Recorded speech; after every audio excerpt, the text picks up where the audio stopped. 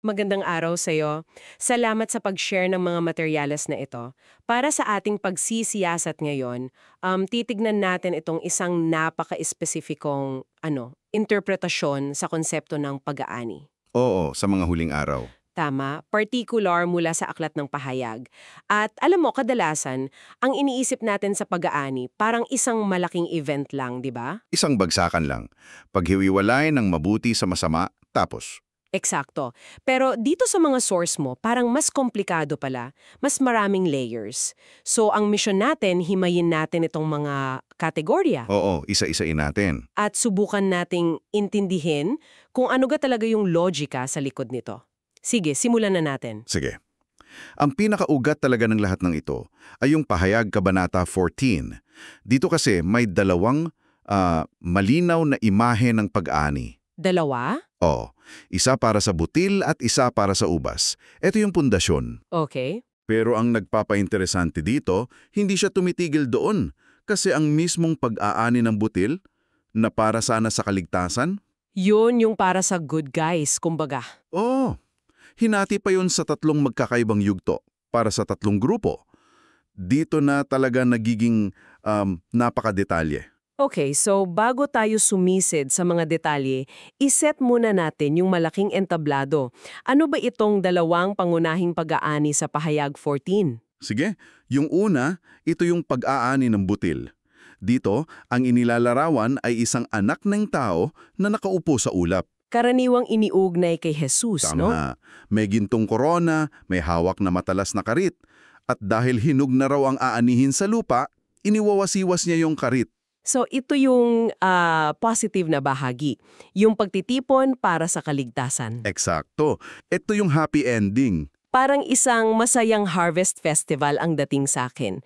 Ano naman yung madilim na kabaligtaran nito? Yun naman ang pag-aani ng ubas. Kaagad pagkatapos nung sabutil, isang anghel naman ang inuutusan na anihin yung mga kumpol ng ubas. Okay. Pero, imbes na sa kamalig, inihagis yung mga ubas sa malaking pisaan ng ubas nung poot ng Diyos. Wow, ang tindi ng pangalan. At ang resulta, grabe. Sinasabi na umagos yung dugo mula sa pisaan na umabot hanggang sa kagat ng kabayo. Hanggang sa kagat ng kabayo? Gaano kalayo yun? Sa layong halos 300 kilometro. Grabe. Napaka-graphic naman yan. Hindi ito basta paghatol, no? Total annihilation. Gustong-gusto iparamdam sa'yo yung tindi ng pagkakaiba ng dalawang destinations. Malinaw. So parang simple lang. Good guys get saved, bad guys get judged. Pero dito na nga papasok yung sinasabi mo na hindi pala ganun kadali, lalo na para sa good guys. Doon na nga, dito nag-uumpisa yung masusing paghihimay.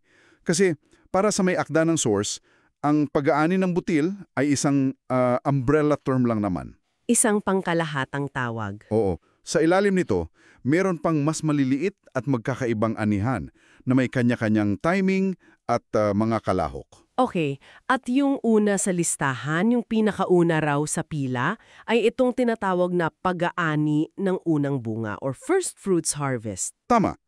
Base pa lang sa pangalan, parang espesyal sila. No? Sino ba sila? Sila ngayon nasa VIP lane, kumbaga. Ayon sa source, hindi ito para sa lahat ng mananampalataya. Hindi para sa lahat. Eksklusibo raw ito para sa mga martir saksi. Sa Korean, Sunkyo Jangindil. Sila yung mga taong literal na inalay ang buhay nila para sa pananampalataya. So hindi lang basta naniwala, kundi namatay para doon. Yun na nga.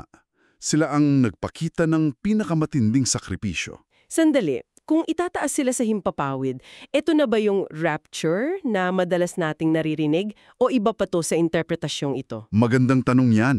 Ayon sa framework ng source, ito ay isang partikular na uri ng rapture. Particular. Oo, para lang sa piling grupo na ito.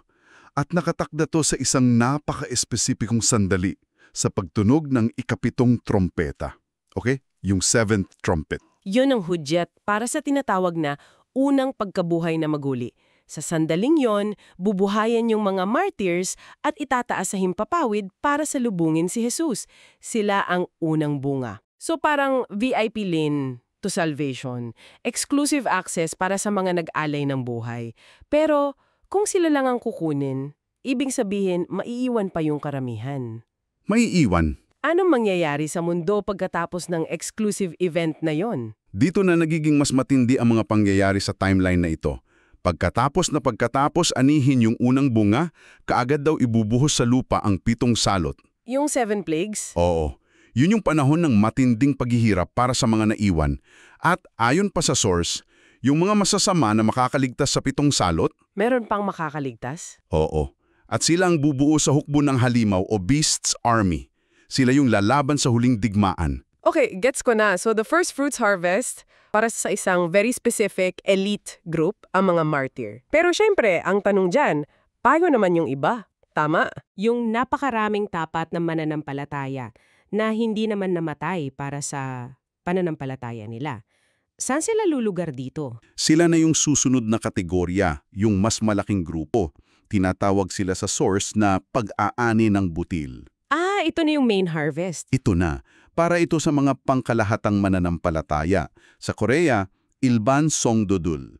Sila yung mga namuhay ng tapat pero hindi dumanas ng martyrdom. Teka, klaruhin lang natin. Ibig sabihin, hindi sila kasabay ng mga martyrs. Hindi. At ang agwat ay hindi lang ilang araw o taon, kundi parang may binanggit na napakahabang panahon, di ba? Tama.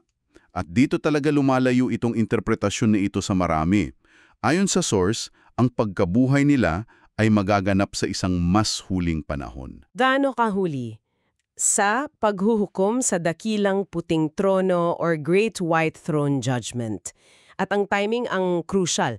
Mangyayari ito pagkatapos ng 1,000-year paghahari. Pagkatapos ng Millennial Kingdom, 1,000 taon yung pagitan. 1,000 taon. Wow! So, para maging malinaw, hindi ito parang sabay-sabay na graduation day. May early honors group, yung mga martyrs, na may sariling ceremony.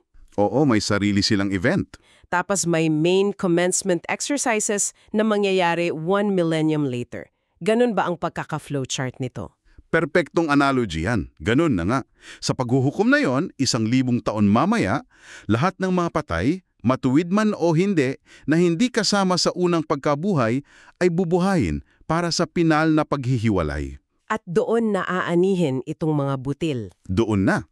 Sila, yung mga pangkalahatang mananampalataya, ay para sa buhay na walang hanggan, habang yung iba ay para sa pinal na paghatol. Okay, so may VIP lane, martyrs, at may general admission, believers.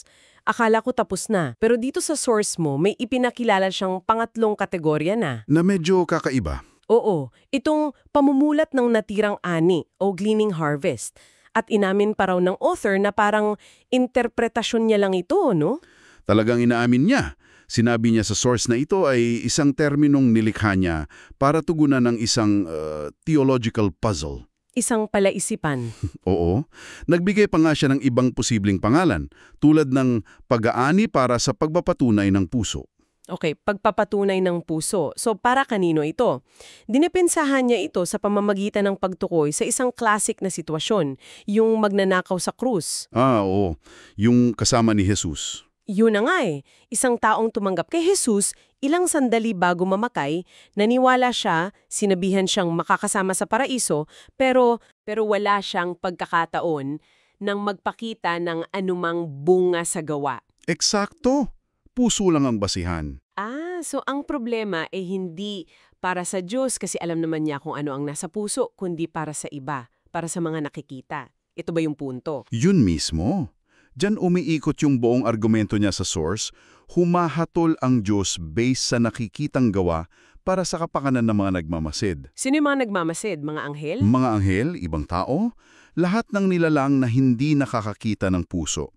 Kasi kung ililigtas daw agad ng Diyos ang isang taong nagsabi lang na naniniwala siya pero walang gawa, baka magkaroon ng pagdududa. So this isn't for God's benefit. Ito ay parang isang cosmic legal proceeding. For the record, para walang magsabi na, "Uy, teka, bakit siya ligtas? Anong ginawa niya?" Ganun ba yung logic? Ganoon na nga. Para maipakita sa lahat na ang desisyon ng Diyos ay makatarungan. Kasi kung hindi, baka may magtanong, paano natin nalaman na hindi siya mapagkunwari lang? Makes sense in a cosmic justice kind of way. Kaya itong proseso ng pamumulot ay isang paraan para ipakita sa lahat na totoo ang pananampalataya ng taong iyon. Okay, I see the logic kahit na ito ay isang constructed category.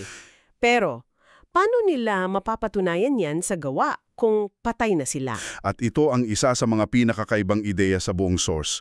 Ayon dito, itong mga nasa gleaning category, bubuhayin sila. Bubuhayin ulit? Kailan? Sa isang espesyal na panahon at lugar, sa loob ng 1,000 taong paghari, yung tinatawag din niyang paraiso. Wow!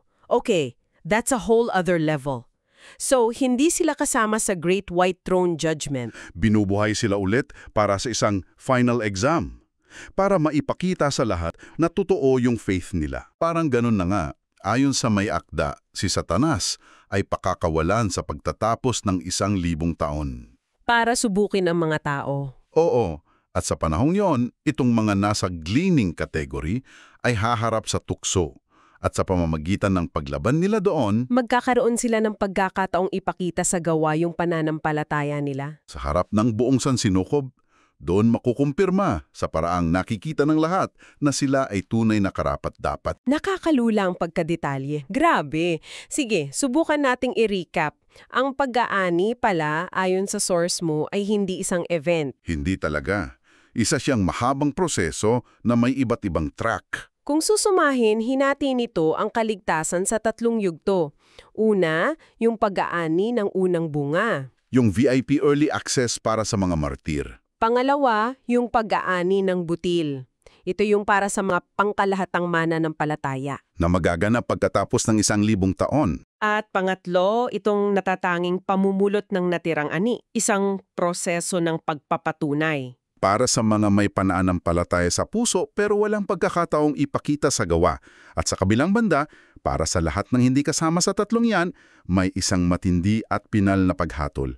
Ang pag-aani ng ubas, na sumisimbolo sa walang halong puot ng Diyos. Isang napakalinaw na paghihiwalay ng mga tadhana. At yung pinakasentral na ideya, lalo na dun sa gleaning harvests, ay yung paliwanag kung bakit kailangan ng public judgment na base sa gawa, no? Oo, hindi ito para sa Diyos na nakakaalam ng lahat.